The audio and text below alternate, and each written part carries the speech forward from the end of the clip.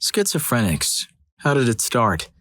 My mother went undiagnosed until she was in her 30s. Everyone just said she was crazy sometimes, but no one was around her enough to really grasp the depth of it, other than me. She had a couple of friends, but the rest of the family lived in another state and never visited much. Her relationships never lasted long, until she met my belated stepdad, who I called my dad.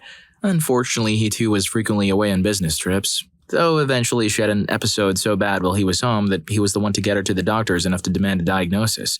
Despite all this, like I said, I was around her all the time and was always around for the symptoms. She had me when she was 24 while in the army and was discharged at age 29 after being admitted into a mental facility for doing something insane involving a higher-ranking guy. She never told me what that was exactly. I wondered sometimes if she could remember what it was. While she was in the army, I lived with my grandparents. Some of my earliest memories involved her sending me letters. I learned to read when I was 3, so I'd read them aloud to my grandma. Most of them would make sense, but a few times they were worded in a way that didn't make sense. My grandmother would snatch the letter away and try to tell me what my mother meant to say. For my 4th birthday, she sent me a doll with a note telling me to hide it where no one could find it. I only remember that because I kept the note for years afterward. When she got back, she took custody and got a job. Most of the time when I was a kid, she'd be totally normal, despite a drinking problem, but the things she said and did would make sequential or logical sense. But once in a while, she'd scream at me for making too much noise or freak out at me for misplacing things on purpose, even just moments after I would watch her move the misplaced items. Usually silverware, shoes, toiletries, mundane things, but she became increasingly paranoid about things not being in their proper places, due to imagining me moving them about the house for no reason. I knew this wasn't normal because my grandparents and teachers didn't do these things. It's just that I was a little kid and no one listened to me when I mentioned the problems. The grandparents, aunt, and uncle would just try to change the subject, to sweep it under the rug. That was mostly it for the paranoid schizophrenia when I was a kid. There were solitary occurrences where strange stuff would happen, like when I once found her lying on the floor, kicking a wall because she was trying to get away. No explanation, but those may have been substance-related. She didn't do hard substances until I was 10 plus, not that I knew of, but it's possible she did them on the sly. That's when I was around 11 to 12, I think. She went into liver failure from hepatitis C. The liver failure caused hepatic encephalopathy, basically poison in the brain. She recovered from the liver failure, but the paranoid schizophrenic outbursts were much, much worse after that, like full meltdown insanity, far more often. For some reason, she always believed I was the aggressor, the one doing things that would frighten or annoy or anger her. At first, she kept up with simply more frequent screaming attacks and groundings when I would say awful things. In reality, I was always extremely polite and quiet, for fear of setting her off, or move things, etc. After about a year or so, this escalated to slaps, then to throwing things at me, then getting rough with me, with fists or heavy objects, then to burning me with cigs or scraping me, then to trying to put pills in my drinks. Usually Vicodin, but sometimes Paxil, or until he caught on and started hiding it, my dad's heart medicine. I quickly learned not to trust any of the drinks in the house. Finally, when I was 15 to 16, she began simply strangling me and slamming my head into things. All of these cruel outbursts were rooted in her belief that I was trying to say mean things or make her go crazy or hurt her somehow, because she'd imagined it all. One example, it was summer vacation and I was sleeping late. My dad had dropped off donuts that morning before heading out, but I hadn't been awake for it. He always got powdered lemon-filled for my mother and strawberry-iced or jelly-filled for me. I was woken up with my mother's hands around my throat, shaking my head, while she screamed that I'd eaten her donuts, the ones Dad bought for her, that I had somehow maliciously snuck into the kitchen to pilfer the donuts she liked that I didn't know were there while I was asleep, and this grievance was somehow bad enough to warrant death by vice grip. The kicker? She had a bit of powdered sugar on the side of her lip. I'm 30 and I still can't forget that image. She was diagnosed when I was about 13 or 14, but we hit hard times shortly after. I couldn't afford insurance. So no medication, no counseling, no relief. Paranoid schizophrenia ruined my childhood, and I'm scared that I somehow inherited it. Every unexpected sound makes me so frightened that I could become my mother. It's horrible. My grandmother was an exceedingly sweet and generous person. She'd sweep negative things under the rug because, so it was said anyway, she wanted to believe all her children and grandchildren were perfect. She died when I was 8, though. I get along okay with my grandfather, but long story short, he stole my college fund to spend on a down payment for a house when I was 17. The account was in his name. It wasn't technically illegal, so I cut off all contact with him after that. My mother's siblings are off. Strange. Not schizophrenic, not that I could tell when I'd spend time with them, but they were both alcoholics. My aunt loved getting into relationships with cruel men. Seriously, she just kept doing it. Ended up doing a long list of oddities and cut herself off from everyone. And my uncle decided to just go live in Mexico one day for no real reason. We found out later he had a warrant for illegal substance charges. I haven't spoken to them since I was a teen. The rest of the extended family, I met them twice, when I was 8 and maybe 13. They lived in another state, and were seemingly all very normal people that probably didn't want to associate with us too much. I haven't seen or heard from them since. I can only remember one of their names. So no, I never got a chance to talk to them about any of this after I became an adult. I definitely would have, if given the opportunity. I've since moved on with my life, and I'm doing well now. My relationship with my mother no longer exists. I had to cut her out of my life. I definitely don't think that all schizophrenics behave like she did, as mentioned here. Also, in case you're worried you have inherited the condition or could pass it down, look up about genetic counselors. Dude, that's crazy. So sorry you had to go through all that. I really hope you're doing okay. Story 2. For me, it started by hearing my dad calling me from the living room when he wasn't home. Sure, it wasn't that bad at first. I would hear other people talking in another room, or, as I said, hearing my dad or someone call me from the living room when I was alone. I thought it was weird, but didn't really think much of it at the time. Eventually, I was almost always hearing people around me talking, and I thought they were talking about me, saying nasty things about me. At its worst, I heard almost demonic voices telling me things like, everyone hates me, might as well pass away and give them what they want, or encouraging me to hurt other people before they hurt me. I was already diagnosed with another mental condition, so my parents had contact with a therapist when I started lashing out. I was telling people to shut up and there was total silence, or threatening people with violence for things they never said. So they got me in to see her. I talked back to the people I thought the voices were coming from, and later on when it got bad, I yelled and screamed and threatened to listen to them. Sometimes, if I'm left alone for long enough in silence, it gets harder to tune them out and I talk to myself. Though I'm fully aware now that I'm talking to myself. Do they respond? Sometimes, but not usually. I was diagnosed after a while, got medication and therapy, and got on the road to recovery. Now I'm medication-free, still hear voices, but not as frequently and no longer scary demonic stuff. And now that I know what it is, it's easier to tune it out. Also useful when other people are actually talking smack about me. I just say, schizo must be acting up randomly, and shrug it off. Oh, and please, if you think you have signs of schizophrenia or anything else, talk to your doctor. They can refer you to a psychiatrist. Story 3. I had major depressive disorder with psychotic features as a teenager.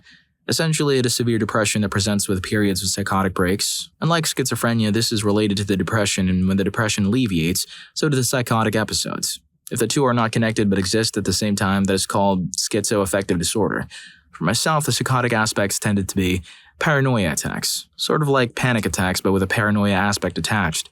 Basically, the thought, they don't want you here, you need to leave, would repeat over and over and get faster and faster and louder until it would essentially degenerate into screaming, get out, get out, get out, over and over. During this time, it would also seem like people were giving me hostile or suspicious looks. Basically, everyone around me would take on a very sinister and mean aspect. This actually predated the depression. The earliest I remember it was when I was 4 years old, and it's continued afterwards. But during the time that I was depressed, it was much more frequent and intense. Mild hallucinations. Nothing too intense, but I would tend to see the sky or the world around me sort of shiver at times, which would play into the third aspect. Delusions. I would go through periods where the world around me felt unreal and I thought that I had powers that would let me break through the regular world to the world beyond. I thought the shivers or shimmers I would see was evidence of the real world trying to break through the veil. I believed I could control the elements to some extent. Things like that. At the time, I didn't know this was anything too weird and I never actually told anyone about it. It wasn't until later when I was looking through old diaries as an adult and read some of the things I'd written that I realized how intense things actually were for me. Story 4. I would have full-blown conversations with imaginary people, and only after moving one of my limbs, I'd been frozen in a position, did the spell of the hallucination break. Those people I was talking to were very, very real to me. I did not only hallucinate their voices and a vague sense of their physical form, but their history, their personality. It got so that whenever I conversed with someone, I constantly needed to check my body position to make sure that I was grounded in reality. It got so that I would speak aloud to respond to a person, in a bank, say, and find the hallucination dispelled and people staring at me. That is when I knew I was not like others. The hardest part of the hallucination is when it breaks, and I cannot understand how my own mind weaved the context of this encounter with such realism, that I had been speaking to a person I had known my entire life, and yet I had hallucinated him for the first time for only the span of a minute. What is reality? Why are you more real than this person I speak to in my mind? For the moment I speak to these figments, they're just as real as you or I. Part of my battle with schizophrenia has been coming to terms with the fact that these are figments. It is so very hard and dispiriting to have to tell yourself that you cannot be trusted. I do not want any of this. I wish I were not this way. That sounds terrifying. I hope things get better for you. Oh, and since you guys are halfway through the video, why not hit the like button and subscribe to my channel? It really helps me a lot. Thanks. Story 5. It runs in my family. My maternal grandfather is schizophrenic, my mother and my younger sister. I don't know about the onset of my grandfather because he left my grandmother when their kids were very young. My mother started showing symptoms in the lower to mid-20s. She already had my older sister and was pregnant with me. She would retreat into her own world because it was safer there. The people on the radio couldn't get to her. She wouldn't get out of bed except to use the bathroom and get water for a few days at a time. The worst of that portion was after I was born. My 2-year-old sister had to feed me and take care of me because my dad worked in oil rig supply ships in the Gulf of Mexico, and I was gone for 2 to 3 months at a time. I didn't know how bad it was until the neighbors told him that they were helping to take care of us. They would see my sister bathing us in the overflowing gutters during rainstorms. My dad got a job in another state so he could be at home every night to take care of all of us. She was in and out of the mental hospital. As a young child, I was only excited about the frozen orange juice when visiting, claiming the orderlies were trying to end the patients at night. When my little sister was 2, my mom left for California. We lived in Virginia. No warning, just decided she didn't want a family. My dad fulfilled his role by bringing her to America. She's from the Philippines, where my dad met her, and introducing the idea of a government that will take care of those who won't take care of themselves. She still has episodes when she doesn't take her medicine. Last time I saw her, she was spraying bleach on everything in the house to eliminate the large black beetles that weren't there. Cut my face out of the few photos she took with her and claimed that I wasn't her daughter. I was an imposter that shared the same name. She held conversations with herself, usually full-fledged arguments, but I could only hear one side of it because she was looking and talking to the air. My sister started showing signs at 18. She was getting too caught up in conspiracy theories and the end of the world. The look in her eyes was the most haunting part. She doesn't grasp the concept of consequences like she used to and doesn't care. She called us from jail one time and said she's bored with it. Can someone come pick her up? She's in LA last we heard. We can't take her in because she's too destructive. She'll have a conversation with herself about how pretty flames are or get mad at an inanimate object and start swinging an axe at the walls. I hate schizophrenia. Story 6. A good friend and ex, whom I've known for 12 years, started showing signs in the 3rd year of our relationship. He started obsessing over certain topics, getting distracted really easily and talking about visions and dreams that he had. By the time I finally got him to see a doctor, he was fairly sick. He thought he saw a comet that hung in the sky for 10 minutes. I was standing right beside him and there wasn't one. And he thought I had wings for a whole week. He doesn't hear voices and is classified as schizoaffective or bipolar subtype. For more details, I had to call the police or ambulance on him. He was very paranoid one night, screaming about demons and stuff, and he picked up his iron and threw it into the wall. He wasn't aiming for me or anything, but I used that as an opportunity to get him help. I called 911 and told them that I thought my boyfriend was having a psychotic break, that he'd been showing signs of something, and could they please come with an ambulance. They came and got him and I stayed in emergency with him for 9 hours until they found a bed for him in the psych ward. I kept him for a week and I stayed by his side. He was extremely mad at me for the first few days, but once he calmed down, he realized he needed the help and thanked me. After that, we worked together to get him all the help he needed. His psychiatrist explained to me that he actually could see the wings. The mind is so powerful in its illness that he physically saw wings on me. He drew pictures of me with them too.